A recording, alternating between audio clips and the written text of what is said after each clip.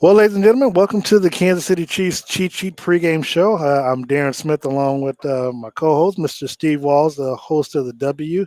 On the W Show, of course, you can catch him on Saturday mornings at 11 a.m.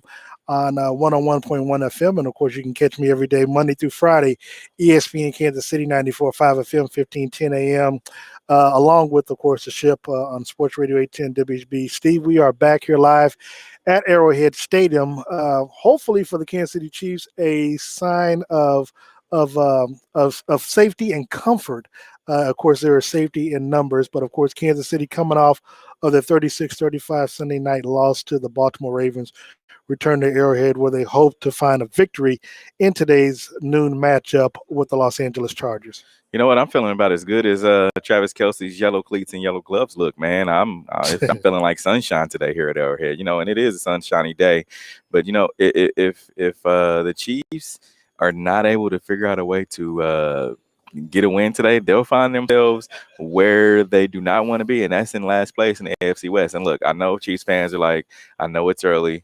But still, it's been a long time. I mean, they're third right now in the AFC, behind, of course, the Raiders, who are in first, and then following the Denver Broncos. Who would have thought? A year after Drew Lock has been placed on the bench. But I think today is going to be a great day for Chiefs fans.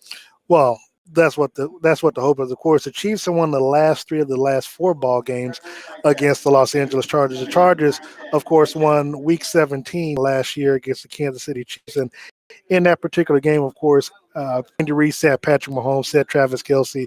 He also sat Tyreek Hill, just going into the playoffs because they already had the home field advantage secure.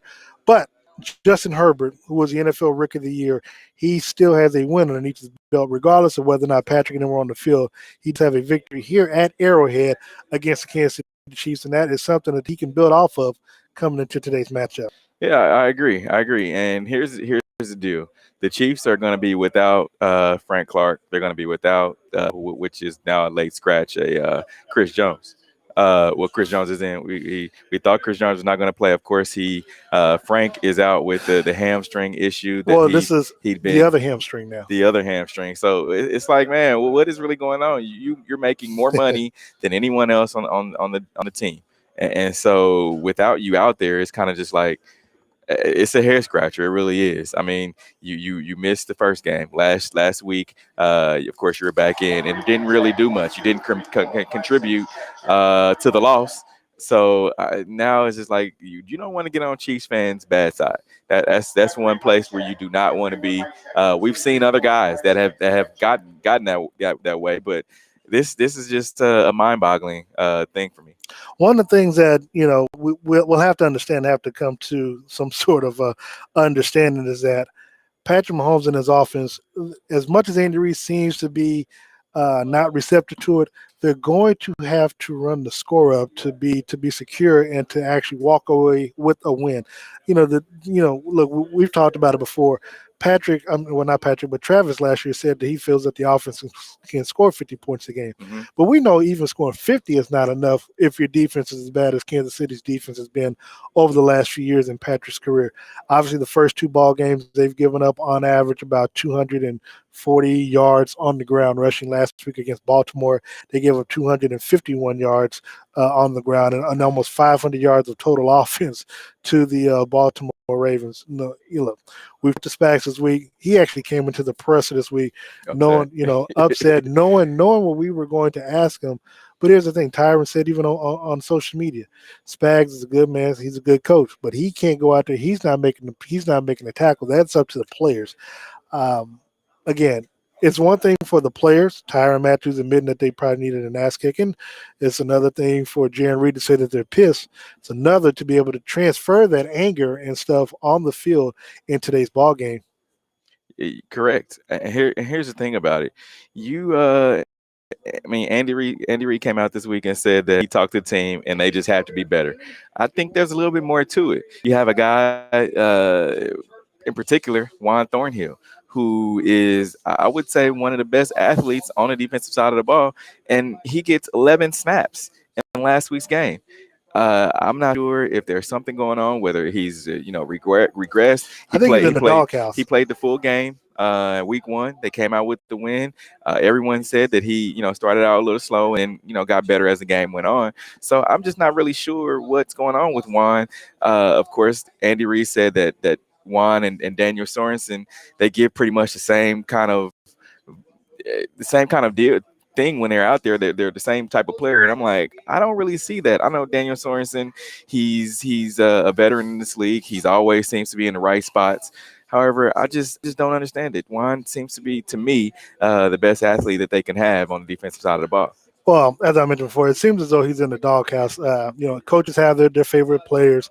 People have asked me today, even coming up in here, why is Dan Sorensen getting all the snaps? I mean, I just have to go off of what Andy Reid said in our presser that, Sorensen had a better training camp than Juan did. Yeah. Now, and look, they have both made plays in the ball games. Obviously, Sorensen in last night's game had a big sack on against to Lamar Jackson. I think in the second half of the ball game.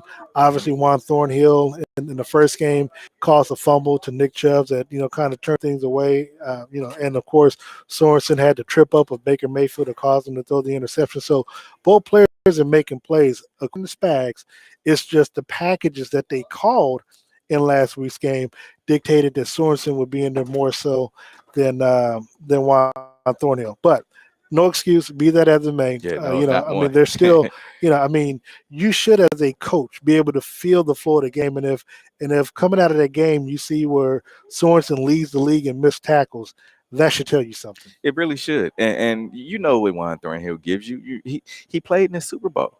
He played a lot of minutes in the 2019 Super Bowl. So I'm just not sure. I know he's coming back, off the injury, and it's just it's mind boggling, man. It's like the Frank Clark deal. You pay so much money to these guys. You want them to be out there. Of course, I know Juan is still on a rookie deal, but I'm just not sure about that. And then on the flip side of that, you talked about the offense having to come out and outscore teams. They have to figure out this offense, because you have a lot of teams that are looking at what happened in the Super Bowl and that Tampa Bay put on tape, and it's like, all right, we found a formula that is able to beat these Chiefs. It's cover 2, no blitz, make Patrick Mahomes stay in the pocket and don't get beat deep. That's just it. We're gonna allow Clyde Edwards-Helaire to run the ball. Chiefs need to run the ball. They have to figure it out. They have to figure out a way to get Clyde the ball in space and let him make a move, one and done. He did that at LSU, and I think that's his strength. So that's what they need to go to. We've yet to see a screen to Clyde this season. And that's one of the things. Is like, are you holding back, or what's going on? It seems like you want Clyde to be this big bruiser and run up the middle. That's not Clyde's game, and I really believe Andy Reid needs to understand that. This is the Chiefs cheat sheet. Darren Smith, Steve Walls, live from Arrowhead Stadium. We are inside the press box, so the noise you hear is the press box announcer giving updates at the moment. But we are almost 30 minutes away from kickoff.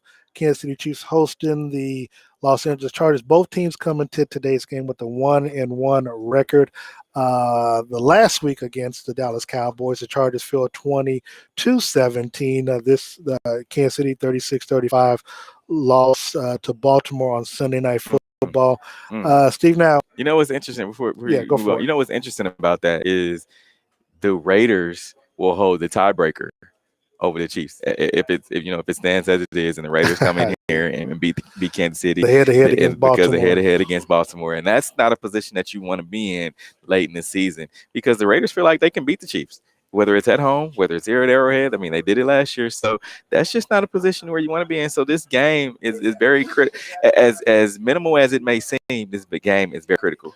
Yeah, and I mean, again, the Raiders are a team that needs to be respected. Basically, those wins that they have, those are 2 good wins that they have. One at home against the Ravens, the other on the road against the Pittsburgh Steelers, who Kansas City will have to face later on this year. And they do have a good running back. Now, granted, the offensive line isn't much of anything, but by the time December comes around, you never know. Look, Justin Herbert, he's 62 of 88 thus far after 2 games, 675 passing yards, 2 touchdowns, 3 interceptions. Here's the thing.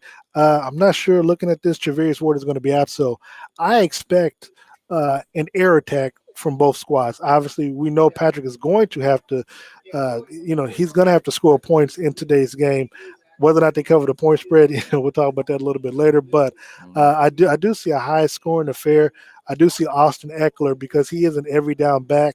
I see him having a big role in today's game. Just basically, you have to convince the Chargers that Kansas City Chiefs defense can stop the run, and B, you have to be able to stop them. And look, Herbert also has, Keenan Allen, Mike Williams. He has outside serious threats out there that he can throw the ball to. And look, he's got a good tight end as well that I wouldn't hold anything past. So Kansas City, basically defensively, they have their work cut out. And when you have three of your starters on defense, Frank Clark, Chris Jones, as well as Travarius Ward that's out. That's going to put a lot of pressure, and that's going to put a lot of pressure on Tyrann Mathieu as well as the quarterback of that defense to make sure that he's got his players in the right position, got them lined up properly, and make sure that they can make the plays. Yeah, I believe Chris Jones is playing today. I'm sorry, he was supposed to late be out. scratch. Yeah, he is playing. So Okay. still no Chris Jones, still no Travarius Ward. However, You mean Frank Clark? Frank Clark. No Frank Clark, no Travarius Ward. But here's the thing. Last week, it was kind of one of those circumstantial deals where you have a quarterback who is not looking to throw the ball. So when you think about the blitz and when you think about the sacks, last week is kind of one of those outliers where it's like, I really don't want to judge that they weren't able to get after Lamar Jackson because the offense that the Baltimore Ravens runs is somewhat of a complex deal where you have the RPO run pass option where Lamar Jackson, he can throw the ball, he can run the ball, or he can hand it off to the running back. So it's like, all right, you really aren't going to be able to blitz a guy who's not looking to throw the ball. So today, I think it's going to be one of the key days. It's like, all right, Chris Jones, what are you made of? Are you to be on the outside, or are you? Right now, he's ranked 33rd as an defensive end, which is middle of the road NFL, middle of the road. When he was on the interior, he was ranked top 5. Yeah. So now it's like, all right, this is where you have to make your money in this type of ball game. Look, I'm not gonna lie, I was a little shocked Chris Jones' performance last week, especially when you moved Villanueva from the right side to the left side. Granted, that's his natural position, but because he had such a bad time against against the Vegas Raiders, you thought that Chris Jones have a field day and at least if nothing else be able to switch sides to attack them at their weakest point. But be as it may, one of the matches that I'm looking forward to as we look at the offensive side of the ball for Kansas City is to see whether or not they put Asante Samuel Jr., whose father played for the Patriots back in the day, whether or not they who they have him lined up against. Now last week Tyreek Hill only had 3 catches, I think, for 14 yards. He was triple coverage throughout the game. So Byron Pregame, DeMarcus Robinson, they both had touchdowns, their first ones of the season for them respectively. Travis Kelce, of course, had 2 touchdowns. What can we expect from the Kansas City offense? Again, we know they're going to have to score points, but how much time do you think they will dedicate trying to establish the run between with Clyde Edwards-Helaire and this offensive line? I think that the Kansas City Chiefs offense, Andy Reid and Eric Bieniemy, they're kind of caught between a rock and a hard place in this game. Justin Herbert is a gunslinger. He can come out there and put points up on the board. He's averaging about 300 yards per game passing so far this season. No, it's still early, but that's still a big deal. So you want to establish a run game, but then again, you need to get up because your defense is kind of they're not even hobbled. They just haven't produced so far this season. So I'm interested to see, will they try to establish that run game? I just don't see it. If they are able to march 11, 12 plays down the field, score the ball, then the Chargers come out here 3, 4 plays, come down, score the ball, you're going to find yourself in a dogfight. And I think the Chiefs really need to get up 2 scores to be somewhat comfortable just because of this defense that they have. Now, we talked about the getting Clyde Edwards-Helaire out in space in the screen game. I really feel like he's a capable enough running back to be able to get out and catch passes. Now, what he did at LSU kind of mimic that. You work to his strengths. You don't want to work to where you're putting him in a bad position. And right now he's averaging what is it 2 yards, two Yeah. yards per carry? That's not good in the NFL. Not at all. You were a first round pick by the Kansas City Chiefs, a team that has won 2 Super Bowls and that got rid of a player who was arguably I would have said that Damian Williams was in the running for NFL MVP. I mean, not NFL MVP, but Super Bowl MVP. Yeah. Yeah, so they got rid of that guy, and now he's with the Bears, and it's like, all right, Clyde, what are you gonna do? You need to make sure that you're able to show up and show out. Yeah, look, his stature, his size has always been something that worries me because when he runs to the hole, he's not pushing, the defender's back. It's like if he hits someone, he's falling backwards. So again, that's something that is a cause for concern for the most part. But Byron Pringle and DeMarcus Robinson and McCole Hardman, to their credit, they've been the number 2 receivers by committee, so to speak. How impressive have you seen their play the first 2 weeks? Because in my opinion, I think that they've been trying to take advantage of the opportunities that's been presented to them. Look, I've told the story talking to DeMarcus at the barbershop one time last year that he thinks that he could be a 1,000-yard receiver, but of course Patrick does like to pass the ball around. But of course his main option is Tyreek and Travis. But as I said, with the subtraction of Sammy Watkins, somebody should be able to step up and fill that void. Because here's the thing, even if it's by committee as a number 2 wide receiver, the fact that if Patrick can, as he said, he has the confidence, but if he can throw each of them the ball, along with Kelsey and Tyreek, that eases the stress from them and puts more stress on the defenders, because now Patrick has 5 people that he can toss to at any particular time, and you don't know how to go about defending that type of offense and those type of weaponry. I agree, and here's the thing. Even asking Patrick earlier this week, it was like, all right, it seems to be that you guys have more fun, and the game comes a lot easier when you're able to get more guys involved. And he said, of course, I mean, each guy is able to do their own certain thing. Of course, you have Travis and Tyreek, who are top in their positions in the NFL, and then you have Byron and McCole, who I saw McCole make a post the other day, and he said it's all about team. Yeah, it's all about team until it's a contract year and until money comes into play. But here's all about thing. team. You fumble that football. Yeah, like, true that. But here's another thing. It's like, you want to get involved. We saw what Byron's been able to do. We haven't seen McCole get to the end zone yet this year. Everybody needs to pull their own weight. It's kind of like family. You want everybody to be able to pull your own weight. You don't want one person to be bringing home the bacon and the other person sitting on the couch with their feet up. No, you need to be along for this ride, and let's make it work. And I think that is one of the things that's been stressed this week. One of the players that we haven't talked about yet, who actually had a sack against Kansas City last year around this time when these teams faced off in Los Angeles, is Joe Bosa, defensive end. He's had 4 sacks in his last 3 games on the road. What will what's he? Granted, he's going to be going up against, it seems like, Orlando Brown today. But if he decides to move around and gets on the opposite side with those rookies, what do you think he's going to find? Oh man, this is gonna be violence. This is gonna be interesting. He was, of course, we thought he was gonna be questionable all week. We really didn't think he was gonna play today. Of course, he's playing today, but I don't think he's going to be a key factor going up against Orlando Brown. Orlando has shown that he's able to make it work. He's serviceable out there in the blind spot, right? So I think Orlando is he'll be able to make something happen today. Of course, I would say, and I know somebody don't at me on this, but I would say that the Cleveland Browns defense is much better than the LA Chargers defense.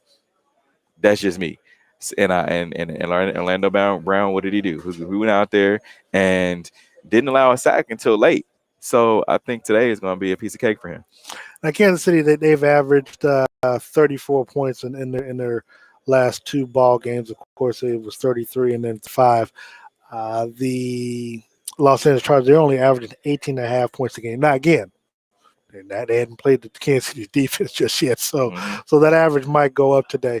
We got about 5 minutes or so left before we have to shut down because of the pregame festivities and stuff. But be that as may, Steve, what are you looking for? Well, what do the Chargers need to do if they were to come into Arrowhead and pull off an upset win today? The Chargers need to come out here and just play fearless. The Kansas City Chiefs have been the big brother for what 12 out of the last 14 years that they've 14 games that they've played. Yeah. So get big brother out here, come out here and let them know that this is a new Chargers team who is not afraid to put up some points, and they're going to have to put up some points. Just going back and looking at the score, as I mentioned, over those last 14 games, the Chiefs haven't won a game over the margin hasn't been over 10 points. So I think that kind of fares the Chargers a little bit, wouldn't you say? It keeps them in a ball game, and with the Chiefs defense, it allows a team to stay in the ball game. Yeah, and so I think that the what needs to happen is they need to come out here and score points. And if they're not able to get to the 30-point mark, it's going to be a long day for the LA Chargers. Well, and obviously that's the key. The key is I think it might have just been the Indianapolis Colts is the only team that didn't have to score 30 points to beat Kansas City, but I think Patrick was kind of hobbled in that game as well. But be that as it may, for the Chargers to win, yes, they're going to have to score 30. We've seen where Kansas City, just in last week's game, they only had the ball for 24 minutes out of 60, and granted, they scored 28 on offense and a pick 6 on defense. So they were score 28 points within a short amount of time. For the Chargers, when they obviously, to me, they need to run the football, take advantage of a especially when you know that Frank Clark and that front line has been decimated basically just at the line of scrimmage. If you can beat them at the line of scrimmage, you got a chance to move the ball because when your safeties are leading the team or leading the tackles, that means that they're getting through the first couple of lines of defense, and it's taking the defensive backs to kind of bring everybody down to stop them. So that is what they would need to do. Obviously, they can do the play action. They can do some screenplays. They can fake the handoff and get the ball to either the Eckler and the flats, of course, Keenan Allen or Mike Williams. But I expect a big statistical day from Justin Herbert for the Chiefs. What do they need to do to win this game and to make sure that they don't walk out with a nail? It's funny that I knew you were just going that direction, but I believe that this team needs to come out here and just play as if they were in 2019. What is so different? There's nothing that this team needs to change offensively. I understand there's a different running back. I understand that you have 5 new offensive linemen, but nothing from the scheme wise should be different from what you did in 2019 when you made the Super Bowl run. And I know you're not going to come out here and surprise anyone like you did before, but all this new stuff and what you're trying to do this season and what you did last season, go back to. They have to prepare. You made the Super Bowl for 2 years in a row. I would say go back to that first year. Until if it ain't broke, don't fix it. That's the saying, right? So I just don't think that you need to come out here and do anything differently. Well, keep a couple things in mind. On that run to the Super Bowl, they had gotten the players back healthy going in 2019. So, this and we just talking about the offense. We're not talking about the defense. Yeah. So okay, but offensively, I'm with you. They they really don't have to do anything. This offensive line, they've gelled. Thus far, fingers crossed. Knock on wood, no injuries or anything like that. So they've grown together. Andy Heck has done a great job in getting them together. getting them to learn the scheme and playing as one together. So I trust him. Look, I actually trust the rookies more more than Orlando Brown and Joe Tooney because Yeah. they are playing with some extreme violence when they go out there making these blocks and knocking these players on their behinds. I'm loving the way that they do because there's always a clip of something that Trey Smith or Creed Humphreys or Lucas Niang are doing. Look, Orlando Brown, he's been serviceable thus far. They didn't give up a sack last week against Baltimore in their defense. So credit goes to where it's due. For Before me, before you yeah. before you move on, I just want to say one more thing about this offense. I'm not with the fact that people are trying to put Patrick in this box where you need to you're going to go out there and get injured, or you need to stay inside of the pocket. I feel like he just needs to go out there and play ball. You got to remember the best football that this team has played is when it was kind of an impromptu type deal, where Patrick was out there on a run, the receivers have gotten loose. We've seen and we've talked to other teams, cornerbacks who say it's impossible to cover a guy for the amount of time that it takes to get to cover a guy on this Kansas City Chiefs team with Patrick out there running around. So I just feel like he doesn't need to really stay in the pocket. He needs to get out there in space and make a play, which is normally what we've seen. Last week, I think it was one of those an anomaly, so to speak, where he was trying to get the ball to Travis Kelce, and it caused the interception. But I think he, more often than not, he's been able to make that play. We've seen the left hand play, we've seen the scoop throw, we've seen some no look throws. I mean, let him go out there and be him. Yeah, no. I mean, that's fine. Defensively for Kansas City, they just have to make sure that they don't that they protect the red zone. When they get down there. Right now, they've given up touchdowns on 8 of 8 possessions that the opposing team has had within the red zone for Kansas City. I think offensively, look, they just need to just continue to score the ball, continue to put points on the board. Don't worry about whether or not it looks like it's run the score or anything like that. You need to make sure that you can secure a victory. And we saw last week, and just going back to 2018 when you and I we were in Los Angeles, Mm-hmm. The Kansas Chiefs scored 51 points, but they gave up 54. Yeah. So I mean that's something that That's always a bad deal. Yeah, that's a bad deal. So we see the Los Angeles Chargers coming out on the field. So look, Steve, before we get out of here, your prediction in today's game. Look, I think this team is going to come out here with the vengeance. This defense is, playing up. I really believe that they're going to come out here and put up some points. Defense is going to clamp down and show you why they deserve to be still the number one team in the NFL. So my prediction: 35-21 Chiefs. Well, look, Kansas City, they just have not been able to cover the point spread. I think it's going to be much closer than that. Obviously, with Frank Clark and Travarius Ward last week, they gave up 36 points. Without them, they could possibly give up more. I think this game comes down to the wire.